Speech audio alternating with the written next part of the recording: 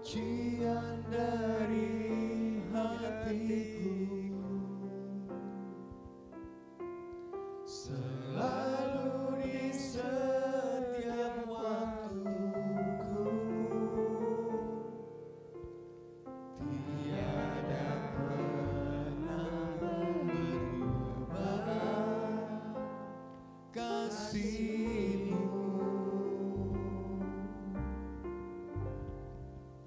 Karya terbesar dalam hidupku, pengorbanan-Mu yang selamatkanku. Engkaulah harta yang tak ternilai yang ku miliki dan ku hargai. Yesus, Engkau ku kagumi.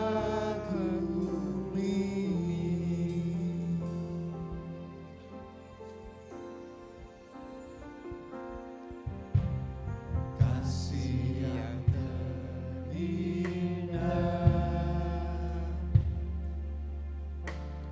hati yang mulia, hanya ku temukan di dalam-Mu, Yesusku. Pujian dari hatiku, selalu di setiap waktuku, tiada pernah berubah kasih-Mu. Karya terbesar dalam hidupku, pengorbanan-Mu yang selamatkanku. Engkaulah harta yang tak ternilai yang ku miliki dan ku hargai. Yesus, Engkau ku kagum. Karya terbesar dalam hidupku, pengorbanan-Mu yang selamatkanku. Engkaulah harta yang tak ternilai yang ku miliki dan ku hargai. Yesus, Engkau ku kagumi.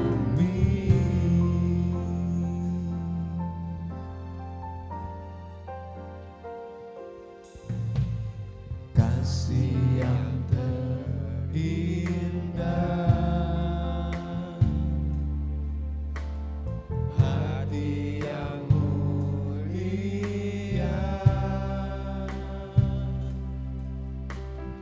hanya ku temukan di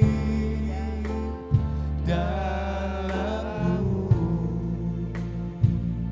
Yesusku.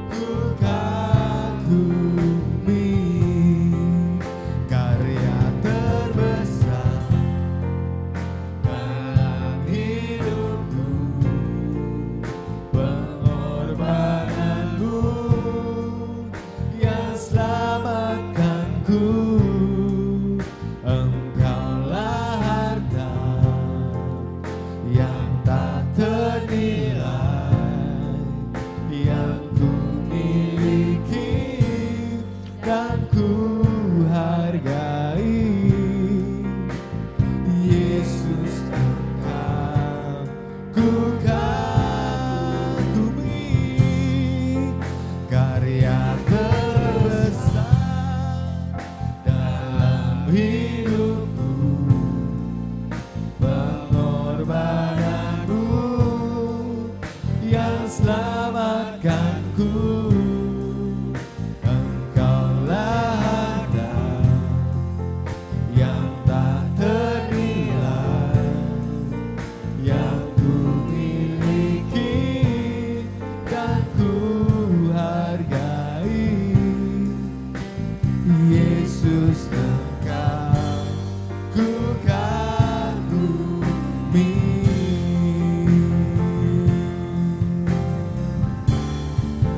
Karya terbesar dalam hidupku, pengorbananmu yang selamatkanku. Engkaulah harta yang tak ternilai, yang ku miliki dan ku hargai. Yesus, Engkau ku kagumi. Yesus, Engkau ku kagumi. Yesus, Engkau ku kagumi.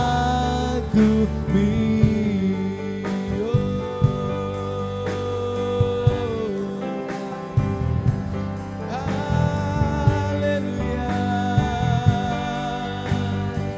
Terima kasih buat kasih-Mu Tuhan.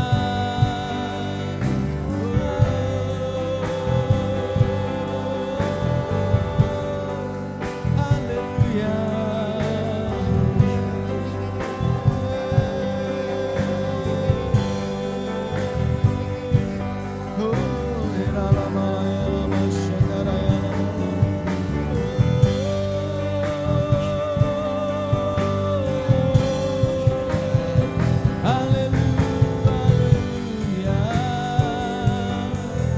Terima kasih buat kasih-Mu Tuhan, buat kasih-Mu. Haleluya, haleluya. Karya salib-Mu Tuhan, karya salib-Mu, itu yang selamatkan hidup kami.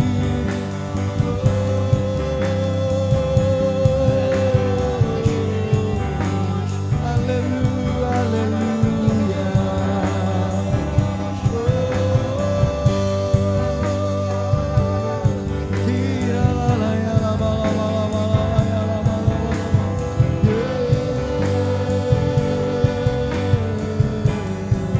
Karya terbesar dalam hidupku, pengorbananmu yang selamatkanku.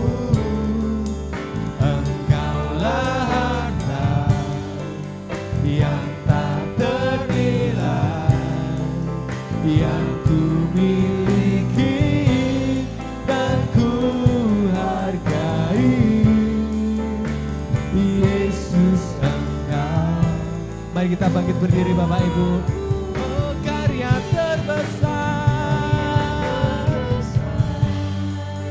dalam hidupku, pengorbananmu yang selamatkanku.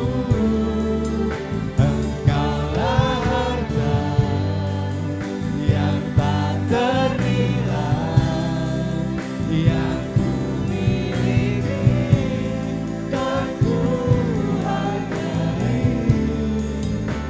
Yesus, Engkau. Sekali lagi lebih sungguh kita katakan, karya terbesar, karya terbesar dalam hidupku, pengorbananmu yang selamatkanku.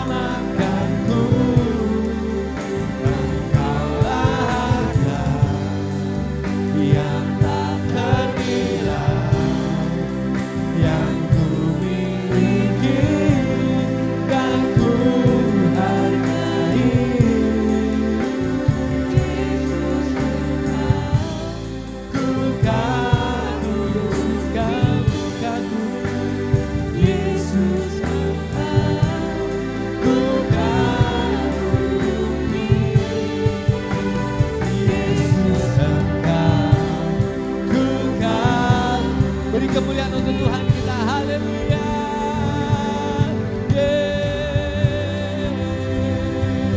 Terima kasih Tuhan. Haleluya.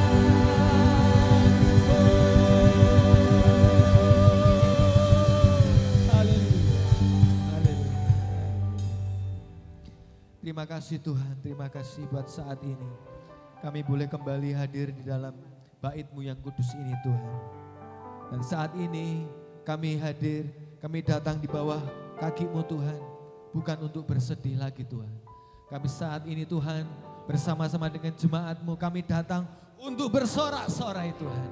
Karena kami tahu Tuhan saat ini kami memperingati hari di mana Engkau bangkit dari antara orang mati menjadi yang sulung di antara manusia. Dan terima kasih Tuhan.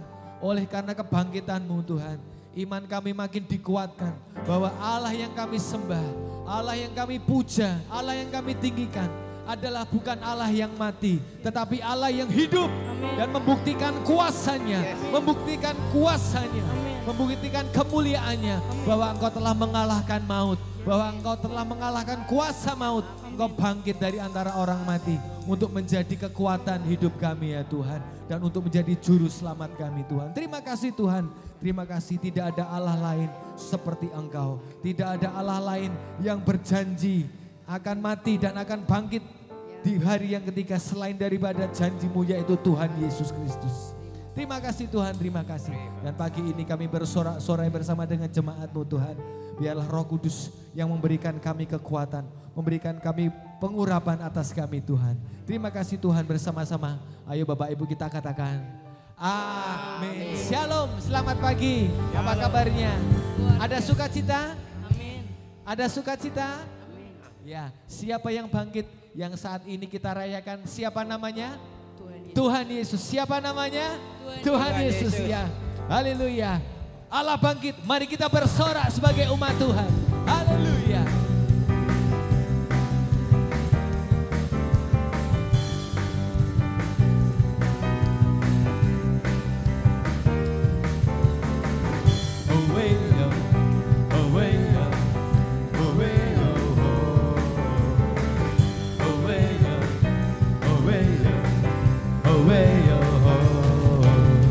Gerakkanlah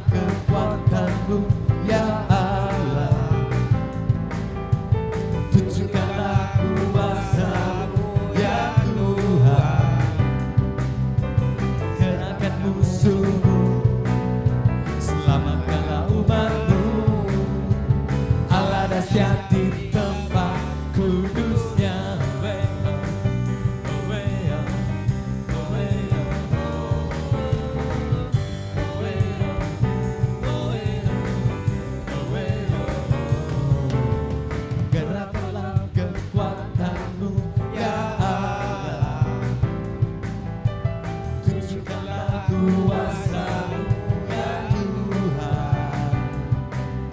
Serahkan musuh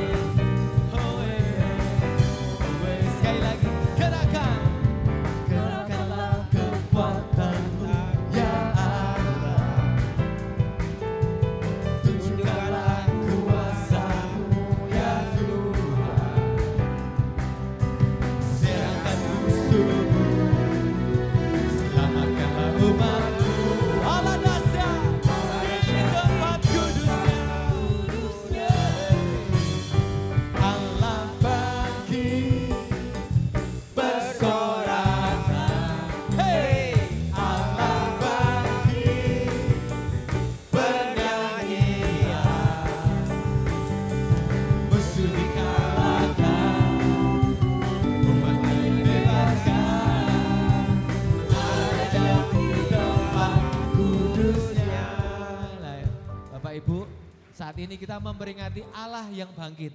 Ya, kalau di pekerjaan saya ketemu orang meninggal, sedih.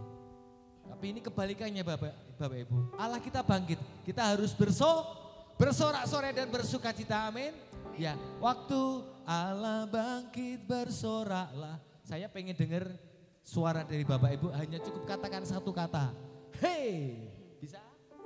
Bisa? Ya, kita bersorak. Hey, gitu aja. Allah bangkit bersoraklah. Hey, masih kurang kencang.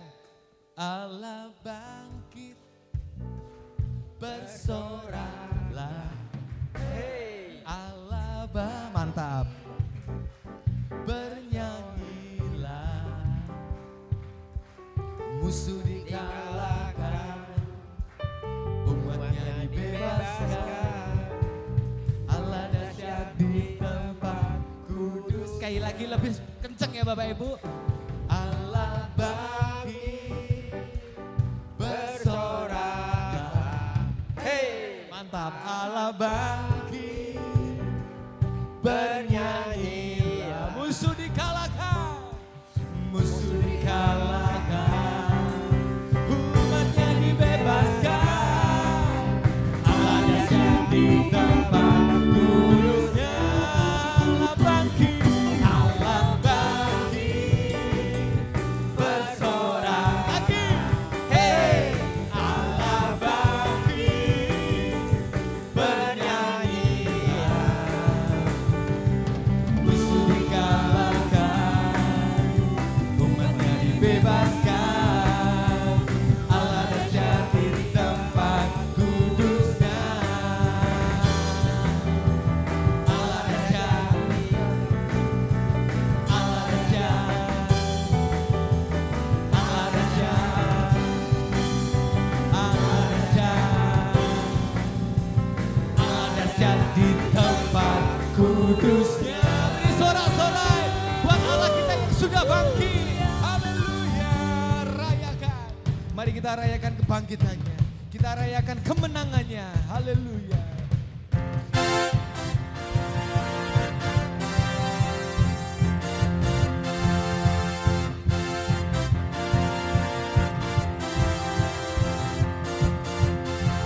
Rayakan, Yesus rayakan. Rayakan, Yesus rayakan.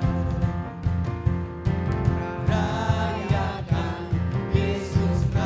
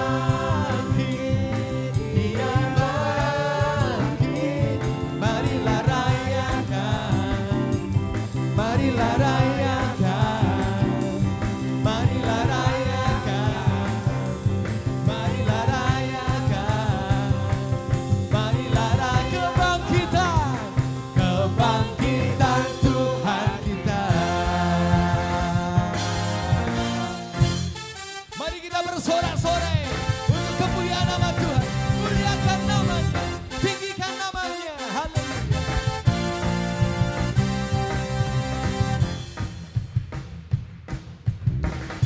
Sorak-sorak muliakan namanya, yang berperang ganti kita. Bertepuk tangan muliakan namanya, dia selamatkan jiwa. Satu-satunya penebus, satu-satunya penebus, kalahkan maut, bangkit dan hidup. Tuhan yang memberi kemenangan bersama kita, di dalam kita, masuk dalam kemuliaannya, ya perlindungan dan pengharap. Tuhan yang memberi kemenangan, Tuhan yang memberi kemenangan bersama kita, di dalam kita, masuk dalam kemuliaannya, yang perlindungan dan pengharapan. Haleluya.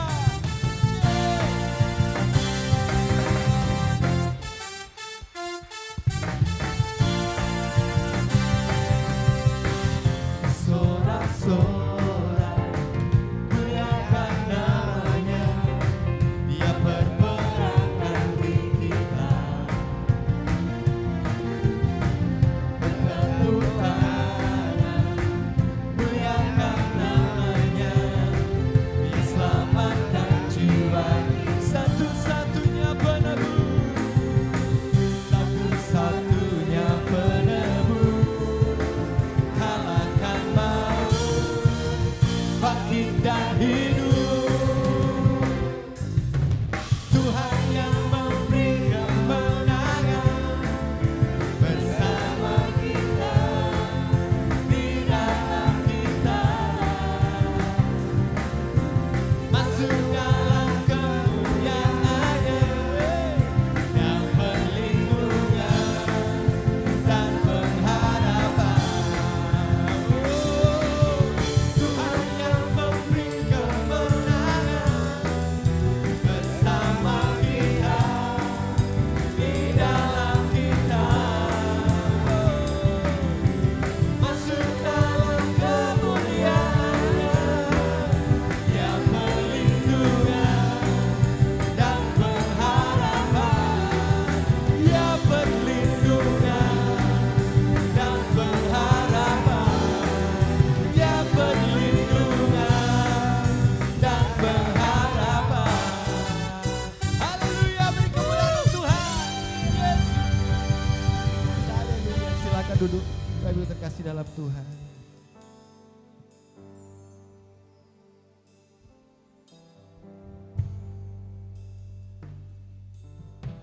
Engkau Tuhan ku tinggikan, yang bangkit dan menang, Yesus Kristus Tuhan.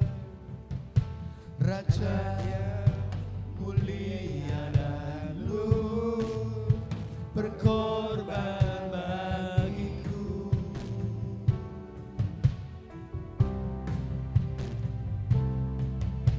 Maka jiwaku memuja, menyembah Sang Raja, Yesus Kristus Tuhan.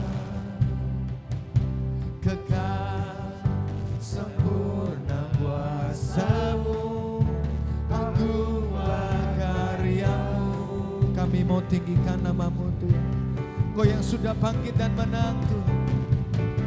Engkau Tuhan ku tinggikan, yang bangkit dan menang, Yesus Kristus Tuhan. Raja mulia dan luhur,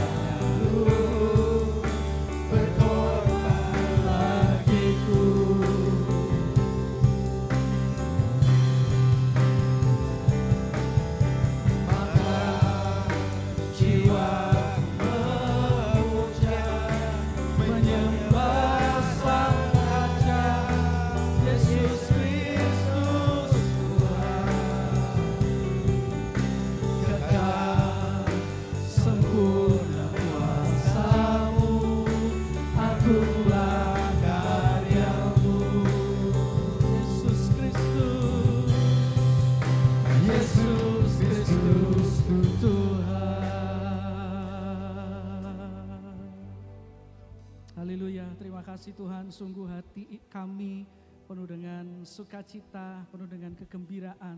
Karena kami hari ini boleh merayakan hari kebangkitan-Mu, kemenangan-Mu yang luar biasa atas dosa, atas maut Tuhan, dan menebus hidup kami.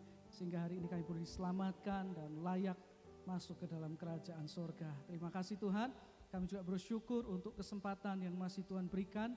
Hari ini kami bisa kembali bersama-sama beribadah secara onsite maupun secara online, tapi kami percaya dimanapun kami berada, kuasa dan urapan yang sama tetap menjamah kehidupan kami dan mengubahkan hidup kami. Kami berdoa untuk firman-Mu Tuhan, biar firman boleh menjadi rema buat setiap kami yang mendengarnya, dan urapilah setiap kami ya Allah Roh Kudus, agar benih-benih firman ini boleh tertanam dalam tanah hati yang baik, yang subur, yang siap menerima benih-benih kebenaran, dan siap untuk bertumbuh, siap untuk berbuah hingga 100 kali ganda, hingga di akhir zaman ini kami diubah makin serupa dengan Tuhan dan makin menyenangkan hati-Mu. Terpujilah nama-Mu Tuhan, kami serahkan semua di dalam nama Tuhan Yesus Kristus. Haleluya. Amin. Sekali lagi berikan tepuk tangan yang paling meriah. Kurang meriah saudara, lebih meriah lagi buat Tuhan kita. Sekali lagi tepuk tangan yang lebih meriah lagi buat Tuhan. Haleluya. Haleluya. Selamat pagi, Shalom. Apa kabar saudara? Luar biasa, selamat Paskah. Bapak Ibu sekalian yang di rumah juga, yang menonton secara online, selamat Paskah. Ini hari yang luar biasa penuh dengan sukacita, di mana kita merayakan kemenangannya. Tuhan Yesus, Dia bangkit dari kematian saudara, dan berikan pada kita hidup yang kekal. Nah saudara, hari ini saya mau ajak kita melihat satu tema, yaitu menang atas ujian. Nah dalam hidup kita, kata ujian ini seringkali dipakai tidak hanya untuk anak sekolah atau anak yang masih kuliah saudara, yang sedang menghadapi ujian sekolahnya, tetapi juga tidak jarang kata ujian dipakai ketika seorang anak Tuhan yang hidupnya setia di hadapan Tuhan, tetapi diizinkan untuk menghadapi keadaan yang tidak mudah dalam hidupnya. Misalnya seseorang yang sudah setia ke gereja, tetapi diizinkan Tuhan mengalami masalah keuangan saudara. Ya, atau sudah setia ikut Tuhan tetapi mengalami masalah kesehatan atau mengalami masalah pekerjaan. Maka kadang-kali kita berkata, oh orang itu sedang mengalami ujian daripada Tuhan saudara. Nah ujian-ujian seperti ini bentuknya bisa bermacam-macam. Ya, bisa ujian kesabaran, ujian ketaatan, ujian kesetiaan, ujian iman, ujian mengatasi godaan, kesehatan, ekonomi tadi sudah kita bahas, dan macam-macam saudara. Bapak Ibu kasih Tuhan, ujian-ujian seperti ini yang hadir dalam hidup termasuk Anda dan saya, anak-anak Tuhan, meskipun bukan hal yang menyenangkan, tetapi percayalah ujian seperti ini cepat atau lambat akan diizinkan oleh Tuhan untuk datang dan menyapa dalam hidup anak-anaknya. Ya, siapapun kita saudara, ujian-ujian seperti ini cepat atau lambat pasti akan datang ke hidup kita dan berkata, hai saya datang, ya ujian saudara. Jadi jangan kaget Bapak Ibu kalau kita sudah setia dalam Tuhan, kok ada masalah ya yang datang dalam hidup kita. Karena memang tidak ada anak Tuhan yang setia dan begitu disayang oleh Tuhan sehingga menjadi anak emas dan kemudian tidak pernah diizinkan oleh Tuhan mengalami ujian dalam hidupnya. Tidak ada saudara. Ya pasti diizinkan mengalami ujian. Nah pertanyaannya adalah setiap kita ketika menghadapi ujian pasti ingin menang saudara. Menghadapi ujian yang Tuhan izinkan terjadi dalam hidup kita. Amin saudara. Kalau saudara menghadapi ujian pengen menang atau kalah? Menang saudara. Pasti kita ingin menang saudara. Lalu pertanyaannya bagaimana caranya supaya kita bisa menang atas ujian yang pasti datang dalam hidup kita diizinkan oleh Tuhan. Lalu gimana kita pasti menang menghadapi ujian itu? Gimana caranya kita bisa memperoleh kemenangan atas ujian yang pasti datang dalam hidup kita? Nah menarik sekali Alkitab mencatat ada satu ujian terberat yang hanya dapat dijalani oleh seorang manusia saja saudara. Yang namanya ujian salib. Atau ujian kerelaan untuk menebus dosa manusia melalui penderitaan yang sadis dan mengerikan, hingga akhirnya mati dalam kesakitan yang luar biasa di atas kayu salib. Dan ujian ini hanya Tuhan Yesus saja yang dapat menjalani, saudara. Saudara kasih Tuhan, kalau kita bicara tentang ujian salib yang Tuhan Yesus alami, ini sebetulnya adalah ujian yang kalau kita perhatikan, ini ujian salib yang Tuhan Yesus jalani adalah ujian yang mencakup segala hal yang menyakitkan dan menyedihkan di dalamnya. Karena kalau kita bicara tentang ujian salib, maka di dalamnya, di dalam kisah ketika Tuhan Yesus disalib, kita juga bisa menemukan ada ujian-ujian kehidupan yang lain yang datang sepaket dengan ujian salib itu. Seperti apa? Ujian kesakitan itu dialami Tuhan Yesus dengan sangat sadisnya. Ada ujian kesabaran di salib, saudara, di ujian salib. Ada ujian pengendalian diri di sana. Ada ujian kekurangan di sana. Yesus disalib hanya pakai sehelai kain, saudara. Ya, ujian kekurangan di sana. Ada ujian ketaatan di sana. Ada ujian kesetiaan di sana, saudara. Ada ujian pengkhianatan di sana. Ya, ada orang-orang yang mengkhianati Yesus. Ada ujian penghinaan di sana. Direndahkan di sana. Ada ujian kesedihan di sana. Ada ujian ketakutan di sana. Ada ujian kegentaran. Ada ujian ditinggalkan sendiri, saudara. Ada ujian depresi. Ada ujian stres yang luar biasa. Kalau Anda perhatikan, ujian-ujian ini masuk dalam satu paket ujian salib yang dihadapi oleh Tuhan Yesus. Yang dirasakan oleh Tuhan Yesus. Yang dijalani oleh Tuhan Yesus. Karena cintanya kepada Anda dan saya, saudara. Nah, Bapak Ibu kasih Tuhan, yang menarik adalah hari ini kita merayakan Paskah, saudara. Ini hari apa? Paskah itu hari apa? Hari kemenangan, saudara. Hari kemenangan Tuhan Yesus atas ujian yang tadi baru saja kita bahas. Ujian terbesar, ujian terberat yang pernah ada dalam sejarah umat manusia, yaitu ujian salib, saudara.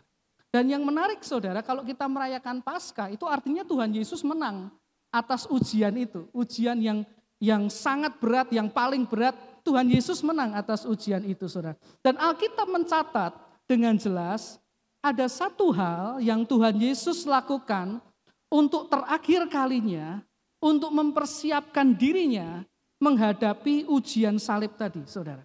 Karena Alkitab mencatat setelah dia melakukan satu hal ini, ujian salib itu dimulai atas hidupnya. Dia kemudian ditangkap, disiksa, disalibkan sampai mati, dan akhirnya dia bangkit, menang atas ujian salib yang luar biasa beratnya itu. Nah, Bapak Ibu kasih Tuhan, saya percaya bahwa Alkitab mencatat apa yang Tuhan Yesus lakukan sebelum dia menjalani ujian salib itu dengan sangat detail. Tujuannya adalah untuk menunjukkan pada kita bahwa ini adalah kunci kemenangannya atas ujian salib yang akan dia hadapi, saudara. Dan saya kok percaya kalau hal ini adalah kunci kemenangan atas ujian yang terberat dan terbesar dalam hidup umat manusia, maka ini juga adalah kunci kemenangan atas semua ujian yang Tuhan izinkan terjadi atas hidup Anda dan saya, saudara. Pertanyaannya, apa itu? Apa yang Tuhan Yesus lakukan? Mari kita buka Alkitab kita bersama-sama. Kita lihat di Matius pasal yang ke-26, kita baca ayat 36 sampai yang ke-46, saudara. Matius 26 ayat 36 sampai yang ke-46. Firman Tuhan mengatakan, maka sampailah Yesus bersama-sama muridnya di suatu tempat yang bernama Getsemani. Lalu ia berkata kepada murid-muridnya, duduklah di sini sementara aku pergi ke sana untuk berdoa. 37, dan ia membawa Petrus dan kedua anak Zebedeus sertanya. Maka mulailah ia merasa sedih dan gentar. Lalu katanya kepada mereka, hatiku sangat sedih, seperti mau mati rasanya. Tinggallah di sini dan berjaga-jagalah dengan aku. 39, maka ia maju sedikit lalu sujud dan berdoa. Katanya, ya Bapakku, jikalau sekiranya mungkin, biarlah cawan ini lalu daripadaku, tetapi janganlah seperti yang ku kehendaki, melainkan seperti yang engkau kehendaki. 40, setelah itu ia kembali kepada murid-muridnya dan mendapati mereka sedang tidur. Dan ia berkata kepada Petrus, tidakkah kamu sanggup berjaga-jaga 1 jam dengan aku? 41, berjaga-jagalah dan berdoalah supaya kamu jangan jatuh ke dalam pencobaan. Roh memang penurut tetapi daging lemah. 42, lalu ia pergi untuk kedua kalinya dan berdoa. Katanya, ya Bapakku, jikalau cawan ini tidak mungkin lalu, kecuali apabila aku meminumnya, jadilah kehendakmu. 43, dan ketika ia kembali pula, ia mendapati mereka sedang tidur, sebab mata mereka sudah berat. 44, ia membiarkan mereka di situ, lalu pergi dan berdoa untuk ketiga kalinya dan mengucapkan doa yang itu juga. 45, sesudah itu ia datang kepada murid-muridnya dan berkata kepada mereka, tidurlah sekarang dan istirahatlah. Lihat saatnya sudah tiba bahwa anak manusia diserahkan ke tangan orang-orang berdosa. 46, bangunlah, marilah kita pergi, dia yang menyerahkan aku sudah dekat. Dan kemudian Tuhan Yesus ditangkap, disiksa, disalibkan, saudara. Saudara kasih Tuhan, kalau kita perhatikan di ayat-ayat yang kita baca tadi, ada satu hal yang dilakukan Tuhan Yesus sampai 3 kali untuk mempersiapkan diri menghadapi ujian salib dan memenangkannya, yaitu berdoa, saudara. Berdoa. Kata berdoa paling tidak muncul 5 kali di dalam beberapa ayat yang kita baca ini, 36 sampai 46. Dan Tuhan Yesus dikatakan 3 kali berdoa malam itu, saudara. Sebelum dia menghadapi ujian salibnya, 3 kali dia berdoa malam itu. Bapak Ibu dikasih Tuhan, saya percaya Tuhan Yesus pasti tahu apa yang akan terjadi kepadanya setelah malam itu. Dan malam itu dikatakan bahwa ia sangat takut dan gentar. Tuhan Yesus stres berat, saudara, sampai keringatnya menjadi tetesan-tetesan darah, saudara. Dan menariknya, saudara, di dalam keadaan yang begitu takut, gentar, stres, depresi, Tuhan Yesus tidak kemudian cari tempat untuk lari dari masalahnya. Misalnya, dia cari kedai anggur terdekat untuk bisa mabuk dan melupakan masalahnya. Ya, dia enggak lakukan itu. Kan ada orang-orang yang kalau lagi dalam masalah, cari minuman keras. Supaya apa? Supaya lupa, saudara. Melarikan diri dari masalahnya. Pakai narkoba lah, apalah, saudara. Ya, Tuhan Yesus enggak lakukan itu. Dia juga enggak cari tempat hiburan, saudara, untuk menghibur hatinya. Tidak, saudara. Tuhan Yesus juga tidak melarikan diri atau menyembunyikan diri dari masalahnya, saudara. Tapi Alkitab mencatat dengan sangat detail. Di tengah depresinya, di tengah ketakutannya yang akan menghadapi ujian yang begitu mengerikan, Alkitab mencatat Yesus cari tempat berdoa. Dia pergi satu tempat yang namanya Getsemani untuk berdoa di sana. Jadi saya percaya bahwa bagi Tuhan Yesus, hal yang paling penting dan terutama untuk dilakukan sebelum masuk ke ujian salib adalah 3 hal. Berdoa dan berdoa dan berdoa. Karena itu yang dia lakukan, saudara. Ketika dia dalam ketakutannya, dia cari tempat dan dikatakan dia berdoa, berdoa, dan berdoa. Dan ingat saudara bahwa kalau ada satu hal yang diulang dalam Alkitab dalam satu perikop sampai 2 kali, itu adalah satu hal yang penting yang harus kita perhatikan. Kalau diulang sampai 3 kali, maka ini tidak hanya penting, tetapi penting sekali. Ini harus jadi perhatian fokus hidup kita, terutama kalau kita sedang menghadapi ujian-ujian dari Tuhan dalam hidup kita, saudara.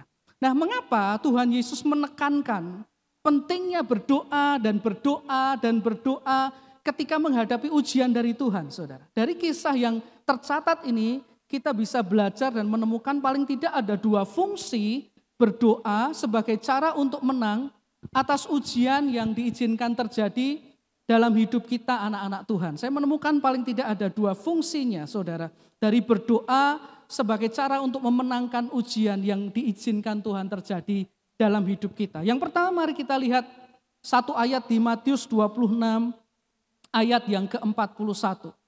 Matius 26 ayat yang ke-41. Matius 26 ayat yang ke-41, Tuhan Yesus berkata, berjaga-jagalah dan berdoalah supaya kamu jangan jatuh ke dalam pencobaan. Roh memang penurut tetapi daging lemah. Saudara, hal pertama fungsi berdoa di tengah ujian adalah memberikan kepada kita kekuatan untuk tetap setia kepada Tuhan dalam ujian yang kita hadapi. Sekali lagi, berdoa akan memberikan Anda dan saya kekuatan untuk tetap setia kepada Tuhan ketika kita menghadapi ujian yang Tuhan izinkan terjadi dalam hidup kita. Menarik sekali saudara, Matius 26 ayat 41 ini, kalau kita baca dalam Alkitab versi lain, dalam versi mudah dibaca, ayat ini berkata demikian, bangunlah dan berdoalah supaya kamu mendapat kekuatan terhadap pencobaan. Jadi ketika kita berdoa, kita akan dapat kekuatan terhadap pencobaan, terhadap ujian. Rohmu mau melakukan yang baik, tetapi tubuhmu lemah, saudara. Saudara, jadi berdoa akan memberikan kita kekuatan terhadap ujian, sehingga dengan kekuatan dari Tuhan itu, kita bisa menang atas ujian yang terjadi, saudara. Bapak Ibu yang kasih Tuhan, mungkin Anda dalam hidup ini pernah mendengar atau pernah berkata, ketika ada dalam ujian saudara, kemudian orang berkata, wah aku isra kuat, aku sudah enggak kuat. Ini sudah terlalu berat, aku nyerah saja. Ya, tantanganku terlalu berat, ujianku terlalu berat, aku sudah tidak mampu. Mungkin Anda pernah dengar atau pernah mengatakan seperti itu. Bapak Ibu kasih Tuhan, ketika anak Tuhan menghadapi ujian dari Tuhan dan rasanya dia sudah tidak ada lagi kekuatan untuk menghadapi saudara ujian tersebut, apalagi memenangkannya, mengalahkannya, maka sebetulnya kekuatan yang kita perlukan itu bisa kita dapatkan jika kita mau melakukan seperti yang Tuhan Yesus lakukan. Yaitu mencari tempat untuk berdoa.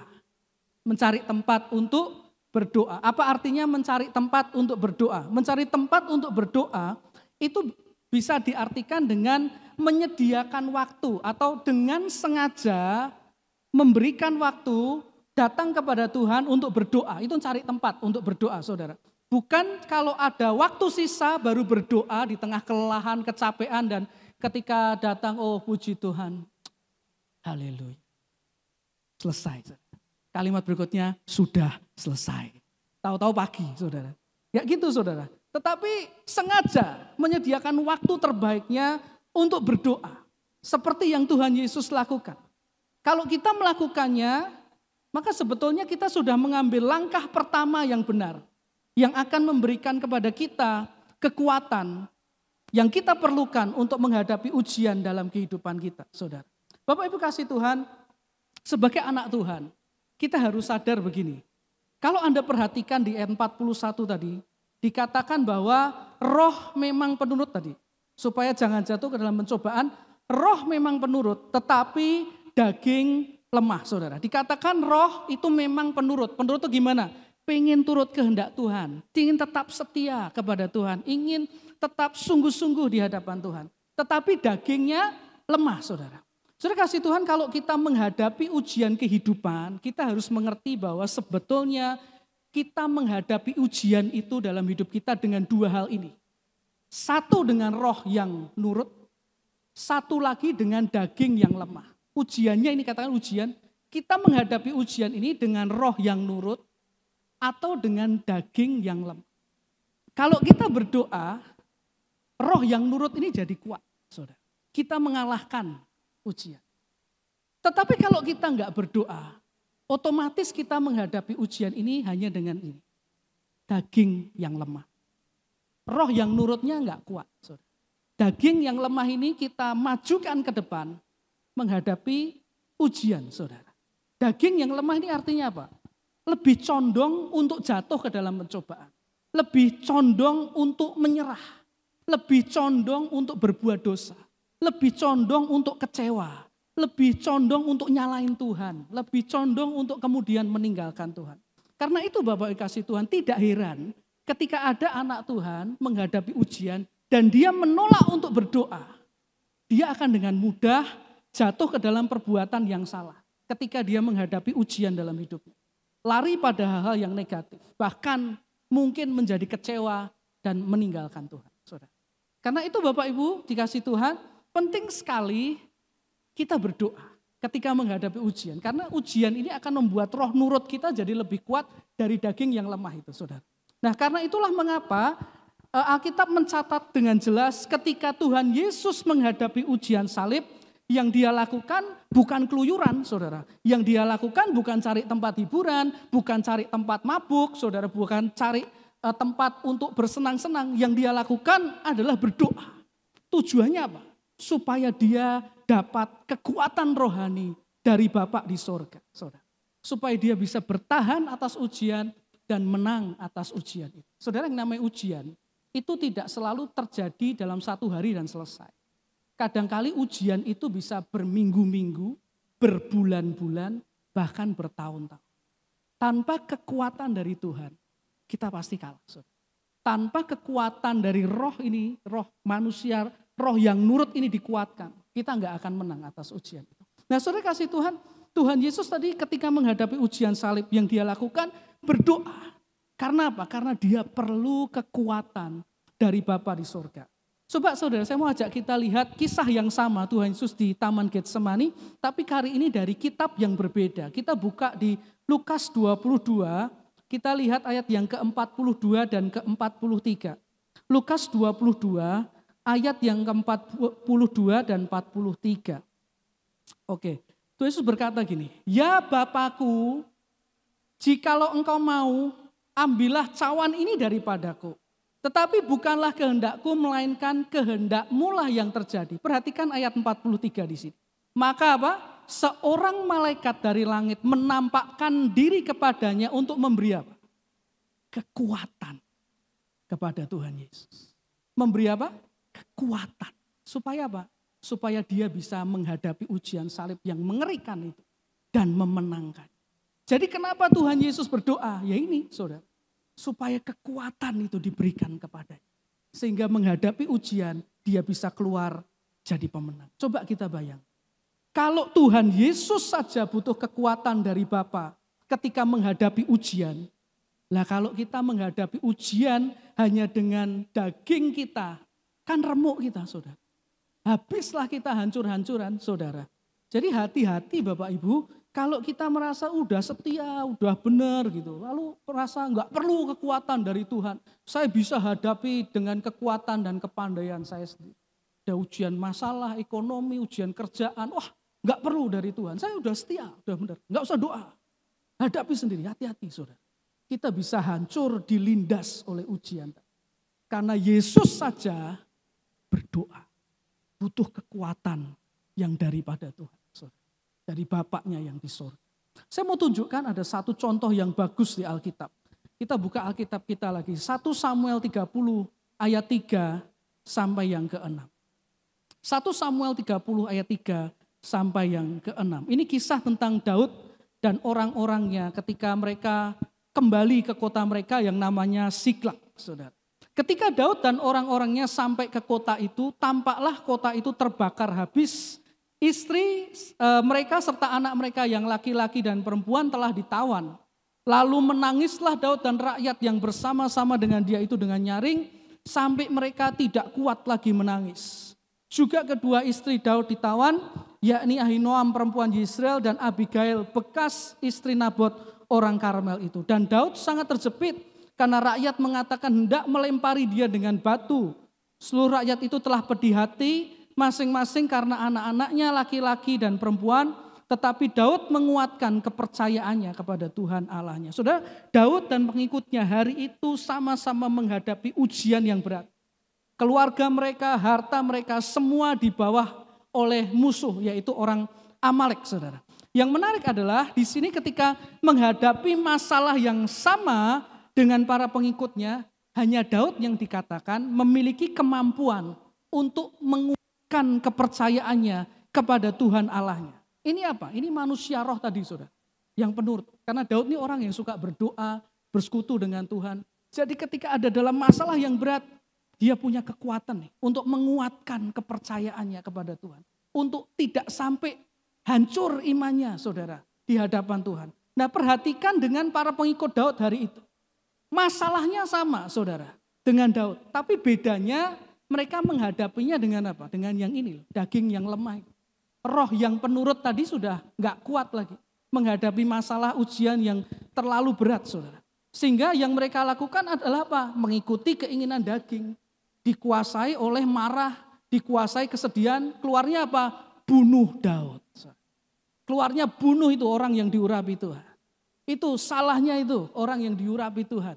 Itu salahnya pimpinanku, itu salahnya ini, salahnya itu, salahnya ini. Itu apa? Daging tadi yang lemah ngadepi. Masalahnya sama. Yang satu bisa kuat bertahan, yang satu hancur, saudara. Jadi saudara kasih Tuhan, hal yang sama juga terjadi dalam hidup kita. Waktu kita menghadapi ujian kehidupan. Kita bisa bersikap seperti Daud di tengah ujian, menguatkan iman kita, kepercayaan kita. Atau seperti para pengikutnya yang isinya hanya marah, kecewa, dan berbuat hal yang salah, saudara. Tergantung apakah kita punya waktu untuk berdoa kepada Tuhan. Jadi hal pertama fungsi berdoa adalah memberi kita kekuatan untuk menghadapi ujian yang sedang kita hadapi dalam hidup kita. Karena itu Tuhan Yesus menekankan hal ini sampai 3 kali. Ya, dia mau berkata, nak, nang, nyoni, ya. Kalau kamu sedang menghadapi ujian dalam hidupmu, ini loh yang harus kamu lakukan. Contoh aku, berdoa, berdoa, berdoa. Itu yang pertama, saudara. Yang kedua, saudara, mengapa Tuhan Yesus menunjukkan berdoa? Apa fungsi berdoa? Mari kita kembali ke Matius 26, ayat yang ke-42, saudara. Matius 26, kita kembali ke sana, kita baca ayat yang ke-42. Lalu ia pergi untuk kedua kalinya dan berdoa, katanya, ya Bapakku, jikalau cawan ini tidak mungkin lalu, kecuali apabila aku meminumnya, jadilah kehendakmu. Saudara, fungsi kedua dari berdoa sebagai cara untuk menang atas ujian adalah begini. Berdoa itu akan memberikan kesempatan kepada Tuhan untuk memberikan kepada kita hikmat dan tuntunan. Sehingga kita di tengah ujian atau menghadapi ujian, kita bisa tahu apa yang harus kita lakukan untuk menghadapi ujian itu. Sekali lagi, berdoa akan memberikan kesempatan kepada Tuhan untuk berbicara kepada kita, memberikan kepada kita hikmat dan tuntunannya, supaya di tengah ujian atau menghadapi ujian, kita bisa tahu apa yang harus kita lakukan untuk menghadapi ujian itu, saudara. Saudara, kalau kita tahu apa yang harus kita lakukan saat ujian terjadi, maka tentu saja cepat atau lambat kita akan menang atas ujian itu. Karena kita melakukan sesuatu yang benar, respon yang tepat untuk menghadapi ujian itu, saudara. Karena itu berdoa adalah kunci yang ditunjukkan oleh Tuhan Yesus agar anak-anaknya selalu bisa mengalami kemenangan atas segala ujian yang terjadi dalam hidup mereka. Karena mereka tahu apa yang harus mereka lakukan menghadapi ujian. Seperti yang Tuhan Yesus lakukan tadi. Sebelum doa yang kedua ini, dia berkata, aduh Bapak, cawan ini lalukan Bapak. Kalau mungkin lalukan, lalukan. Tapi ketika dia berdoa kedua kalinya, dia tahu apa yang harus dia lakukan. Dia berkata, ya Bapak, kalau cawan ini tidak mungkin lalu, ya sudah, jadilah kehendak. Dia tahu apa yang harus dia lakukan. Menyerah pada kehendak Tuhan. Mengikuti kehendak Tuhan, saudara. Ya, jadi Bapak Ibu kasih Tuhan, penting sekali kita berdoa supaya kita bisa dapat hikmat. Kita harus berbuat apa nih menghadapi ujian, saudara. Saya mau ajak kita lihat beberapa ayat lagi. Di Yesaya 30 ayat 19 sampai yang ke-21, saudara. Yesaya 30 ayat 19 dan ayat yang ke-21. Sungguh, hai bangsa di Sion yang diam di Yerusalem, engkau tidak akan terus menangis. Tentulah Tuhan akan mengasihani engkau apabila engkau berseru-seru. Pada saat ia mendengar teriakmu, ia akan menjawab. Dan walaupun Tuhan memberi kamu roti dan air serba sedikit, namun pengajarmu tidak akan menyembunyikan diri lagi. Tetapi matamu akan terus melihat dia dan telingamu akan mendengar perkataan ini dari belakangmu. Inilah jalan, berjalanlah mengikutinya. Entah menganan atau mengiri. Saudara, kalau kita lihat beberapa ayat, 3 ayat ini, di sini bangsa Israel sedang menangis. Artinya mereka sedang ada dalam masalah, sedang dalam ujian, persoalan. Dan dikatakan apabila engkau berseru dan berteriak kepada Tuhan, ini apa? Berdoa saudara kepada Tuhan. Maka yang terjadi adalah pengajarmu tidak akan menyembunyikan diri lagi saudara. Dan yang kemudian terjadi adalah yang pertama, matamu akan melihat dia. Ini poin pertama tadi, saudara. Berdoa mendatangkan kekuatan, karena ketika kita berdoa kita lihat Tuhan. Kita lihat ada harapan, kita lihat ada jawaban, kita lihat ada Tuhan yang bisa tolong kita. Karena itu kita akan kuat dengan lihat Tuhan. Yang kedua akan terjadi, telingamu akan mendengar perkataan ini dari belakangmu. Telingamu akan mendengar perkataan ini dari belakangmu. Inilah jalan, berjalanlah mengikutinya, entah ke kanan atau ke kiri. Kalimat inilah jalannya ini saudara, dalam terjemahan bahasa Inggris dikatakan, this is the right road, walk down this road. Ini jalan yang benar, berjalanlah di jalan ini. Artinya ketika anak Tuhan dalam ujian berdoa, ada hikmat Tuhan yang Tuhan berikan, kemana dan apa yang harus kita lakukan, agar bisa menang atas ujian itu, saudara.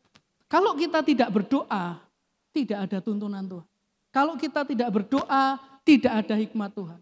Nah kalau tidak ada hikmat Tuhan, yang kita lakukan biasanya apa? Melangkah bejo-bejonan, saudara. Melangkah untung-untungan. Kita berpikir mungkin begini, mungkin begitu, mungkin yang ini, mungkin yang itu. Tapi untung-untungan, bukan dituntun oleh Tuhan. Dan akhirnya bisa jadi malah tidak untung dan tidak membawa hal yang baik. Karena kita tidak berjalan di right road, tapi di wrong road. Gimana di tengah ujian bisa jalan di right road? Kalau ada yang berbisik di hidup kita, ini loh nak, kesini nak, kesana nak. Itu loh jalannya yang harus kamu lalui di tengah ujian. Jadi penting kita berdoa di tengah ujian, karena waktu kita berdoa, Tuhan akan kasih kita pencerahan, saudara. Sehingga kita tahu, apa yang harus kita lakukan? Kemana aku harus melangkah ke jalan yang benar, saudara? Bapak Ibu, beberapa hari yang lalu saya dengar ada seorang pendeta di YouTube berkhotbah dan dia ada cerita satu kesaksian yang indah sekali. Suatu hari ada seorang pendeta ini berasal dari India dan dia melayani di satu pedalaman, di hutan pedalaman, dan itu hutannya adalah kebun sawit, saudara. Jadi luasnya berhektar-hektar, gede sekali. Isinya tanaman sawit semua, tidak ada listrik di sana. Suatu hari pendeta India ini pelayanan di tengah-tengah kebun sawit. Di situ ada beberapa orang, saudara, beberapa keluarga, dia melayani di sana. Nah karena entah gimana, hari itu dia pulang kemalaman, saudara. Ya dia pulang terlalu malam. Ya ketika dia mau pulang, dia naik sepeda, saudara. Ya dia coba tetap pulang lah, saya mau pulang ke rumah. Ketika sudah jalan sedikit, saudara, dia kehilangan arah. Dia tersesat di tengah hutan sawit, dia nggak tahu jalan pulang, gelap gulita, tidak ada listrik di sana, saudara, dan dia nggak bisa pulang. Dia sendirian di situ, saudara. Di tengah keadaan itu, dia berdoa kepada Tuhan. Tuhan, aku mau pulang. Aku mau pulang tapi di tengah hutan ini aku nggak bisa lihat jalan. Ini terlalu gelap, aku nggak bisa lihat jalan. Tolong Tuhan, aku mau pulang. Tuntun aku supaya bisa sampai ke rumah. Saudara tahu apa yang terjadi? Di malam itu ketika dia lihat ke atas, tiba-tiba ada satu bintang diturunkan dari langit, mendekat kepadanya. Jadi di daerahnya dia, itu terang Bapak Ibu. Karena ada bintang turun dari langit, menerangi daerahnya. Waktu dia lihat, wah terang kan saudara, kelihatan jalannya.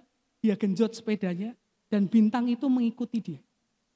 Ketika sudah sampai di jalan raya yang sudah ada lampu jalannya saudara, ketika dia sudah dekat ke sana, bintang itu naik lagi ke langit, saudara. Sehingga dia sampai ke jalan raya dan bersepeda sampai rumah. Bapak Ibu kasih. Nah ini sebetulnya gambaran apa? Ini gambaran waktu kita berdoa. Kadang-kali di tengah ujian, kita kayak pendeta ini, gak lihat jalan. Gelap semuanya, buntu semuanya. Kekuatan gak ada, semua pengalaman yang bisa kita andalkan gak bisa lagi nolong. Tapi waktu kita berdoa, ada hikmat Tuhan, ada pertolongan Tuhan. Sehingga kita bisa jalan menyelesaikan ujian kita, saudara. Nah jadi kasih Tuhan, ini yang penting saudara. Kalau kita sedang menghadapi ujian, ya berdoalah. Cari kehendak Tuhan saudara. Supaya kita bisa menang atas ujian. Saya mau tutup dengan satu kesaksian. Ketika saya dan istri saya masih menantikan anak saudara. Ya masuk tahun ke-10 itu tahun yang buat kami sangat berat. Ya 10 tahun nunggu anak itu hal yang berat saudara. Ya, ketika itu belum pandemi, saudara. Dan suatu hari ketika istri saya berdoa, Tuhan menggerakkan kepadanya untuk kami mengadakan acara doa di gereja buat anak-anak muda. Namanya Breakthrough Prayer. Kita punya doa waktu itu tower hari Jumat, saudara. Tapi di hari-hari biasa kadang-kali di gereja nggak ada acara doa.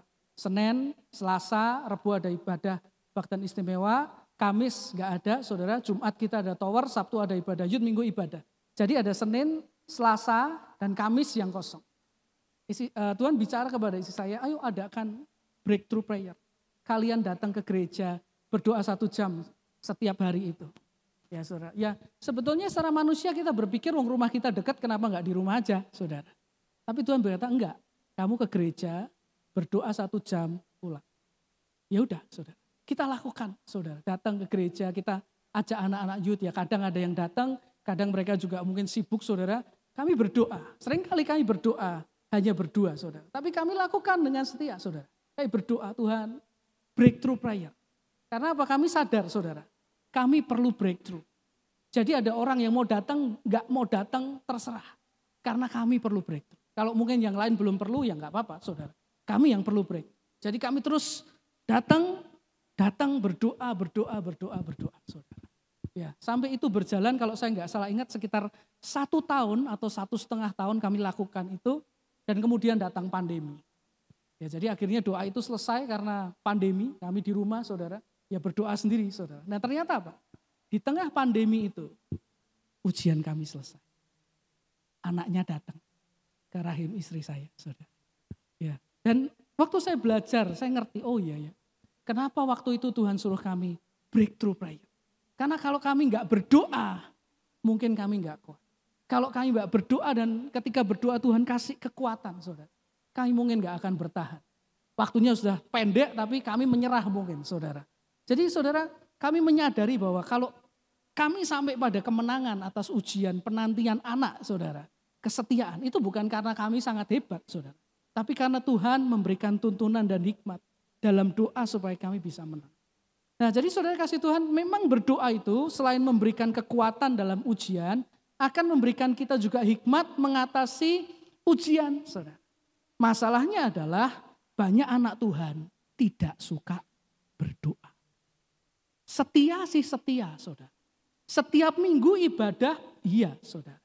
Kasih persembahan kasih persepuluhan iya. Tapi kalau selalu berdoa alasannya wah kera karu-karuan saudara. Kalau selalu berdoa mualesnya setengah mati saudara. Jadi setia sih ke gereja, tapi sehari-hari tidak pernah berdoa. Tidak pernah punya waktu cari tempat untuk berdoa. Menyediakan waktu buat doa.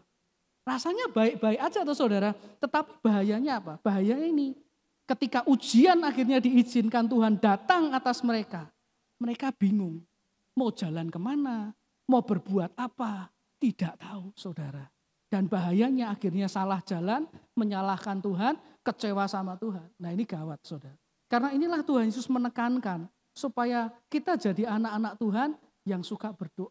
Ya mungkin keadaan kita lagi baik, usaha kita lagi baik, semuanya lagi baik, keluarga lagi baik. Jangan lewatkan ini saudara.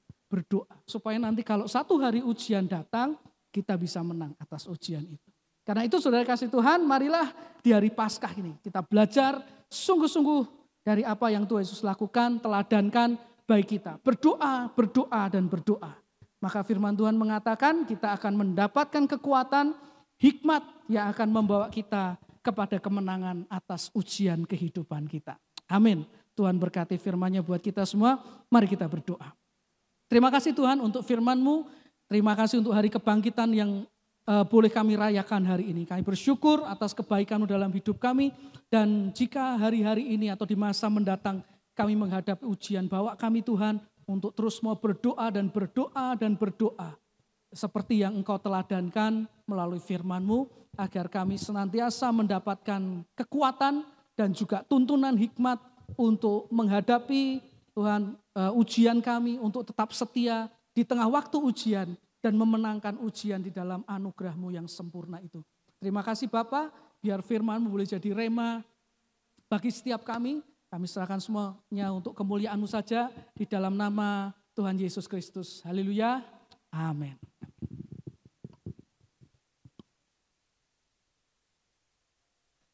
Sekali lagi beri kemuliaan untuk Tuhan kita. Siapa yang mau menang atas ujian yang itu?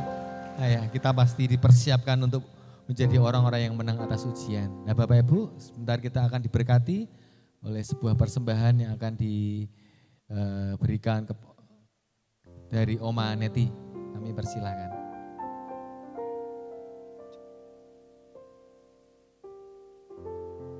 Cek. Boleh beri tepuk tangan buat Oma Neti.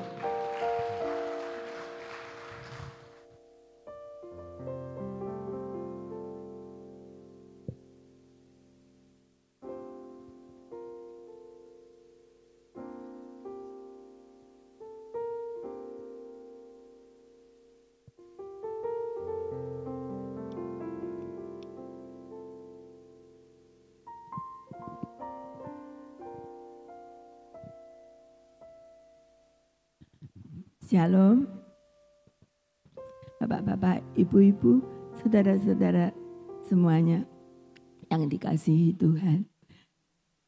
Jumat kemarin kita baru memperingati hari sengsara Tuhan, hari kematian Tuhan Yesus untuk menebus setiap dosa-dosa kita. Hari ini kita merayakan hari kebangkitan Tuhan. Haleluya, Tuhan Yesus sudah bangkit dari kematian. Maut sudah dikalahkannya. Allah pemenang, menjadikan kita juga pemenang-pemenang bersama Dia. Namun demikian, ternyata masih ada banyak orang-orang yang belum bisa menikmati sukacita kemenangan ini. Masih banyak orang yang kehilangan damai sejahtera. Ada banyak orang yang masih dibelenggu dengan kesedihan, kekecewaan, dan putus asa. Mengapa demikian? Saudara, mari kita mengintrospeksi diri kita masing-masing. Adakah hidup kita belum berkenan kepada Tuhan? Dan mari dengan kerendahan hati kita mohon pengampunannya, supaya pengorbanan Yesus tidaklah menjadi sia-sia. Sebuah pujian akan kami bawakan. Cermin kehidupan. Kiranya boleh memberkati kita semua.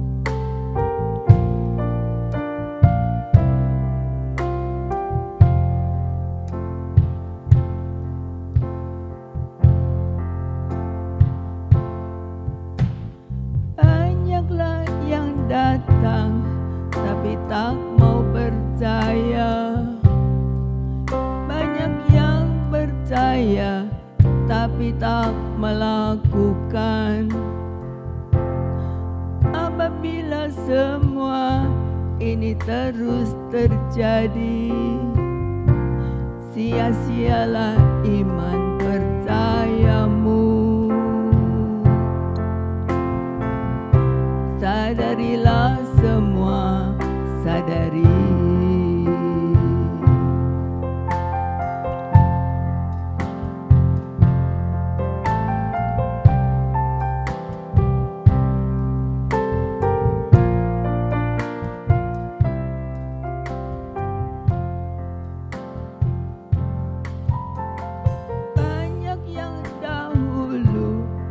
Jadi terkemudian, cobalah mengerti arti firman Tuhan. Hati Tuhan sedih melihat pada dunia. Hati manusia tak lagi damai. Jiwa mereka tak lagi tenang.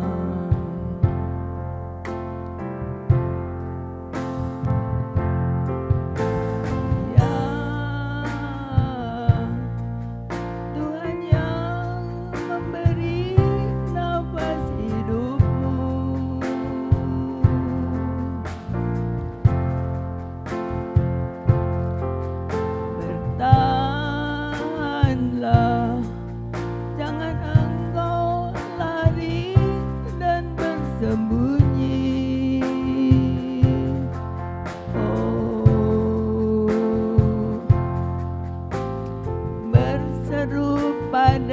padanya, naikkan dalam doa, tangan Tuhan terbuka. Tuhan Maha Kuasa, di langit dan di bumi datanglah, mohon ampunannya.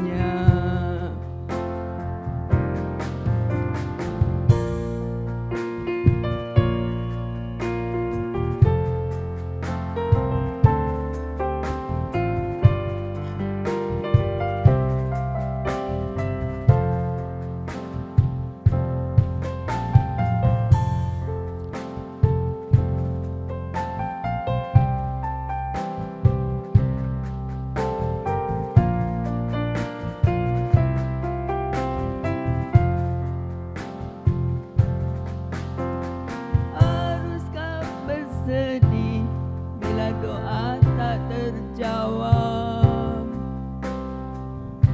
Haruskah kecewa bila hidupmu susah? Cobalah bercermin pada kehidupanmu. Masih adakah duri yang tersisa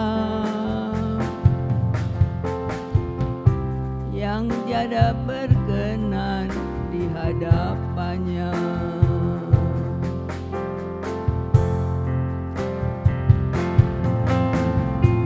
Ya, Tuhan yang memberi nafas hidupku,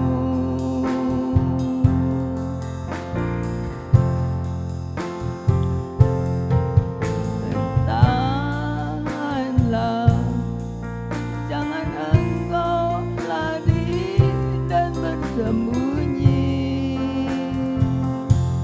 Oh, berseru padanya, naikkan dalam doa, tangan Tuhan terbuka. Tuhan Maha Kuasa, di langit dan di bumi datanglah, mohon ampunannya. Tuhan Maha Kuasa, di langit dan di bumi datanglah, mohon ampunannya.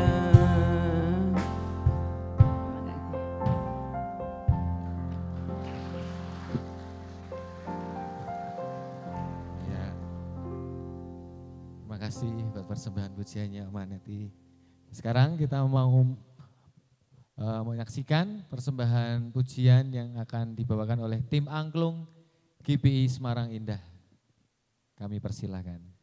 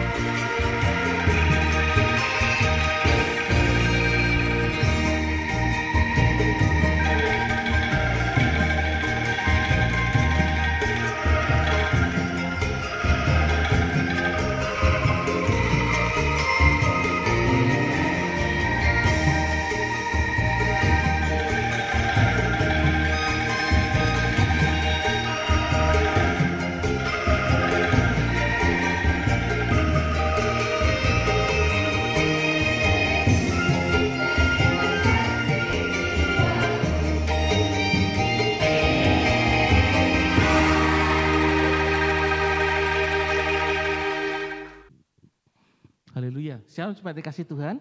Saat ini saya akan menyampaikan beberapa informasi kegiatan gereja kita selama sepekan yang akan datang. Untuk ibadah raya onsite kita minggu depan di tanggal 16 April 2023 masih diadakan pada pukul 8 pagi dan firman Tuhan akan disampaikan oleh Bapak Pendeta Dwi Gatot Suprasetya. Dan bagi jemaat yang belum bisa hadir dalam ibadah onsite dapat tetap ibadah secara online pada sore hari pukul 5 sore di channel YouTube GBI Semarang Indah. Kemudian informasi yang kedua, bagi seluruh peserta retreat, panitia retreat akan mengadakan pengarahan untuk acara retreat yang akan diadakan pada hari Minggu tanggal 16 April 2023 setelah ibadah raya. Dan kami mengharapkan seluruh peserta retreat dapat mengikuti pengarahan tersebut demi kelancaran acara retreat yang ada. Kemudian GBI Semarang Indah kembali membuka kesempatan bagi Bapak Ibu yang masih ingin memesan kaos The Living God. Dan pemesanan terakhir adalah hari ini dan harga kaosnya adalah 100.000 per buah.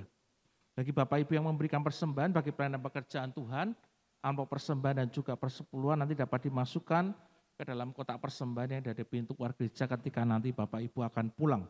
Kemudian ada pengumuman dari Youth Philadelphia, waktu dan tempat kami persilahkan.